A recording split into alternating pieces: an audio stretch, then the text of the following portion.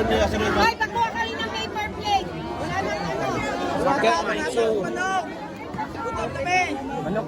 Ayan, hati-hati lang po tayo sa sikit na. Hayaan mo sa pagbalik. Isang tonelada na pong lulutuin namin.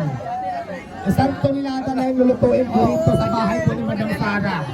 Kasi lang kasi konti lang na prepare namin kasi nga wala nang oras dahil galing pa ako ng Pasay talaga. Hindi masyadong hindi nakapagsa pa ako ng konti. Ngayon pagkasya na lang natin yan, yung abutin lang, yung hindi ko na-abutin.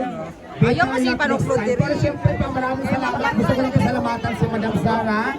Dahil siya naging dahilan para makating po ako dito sa inyong magandang lugar dito sa General Santos City. Ano bang salita dito? Bisaya? Bisaya? Bisaya! Magkabalamang ko mag-Bisaya.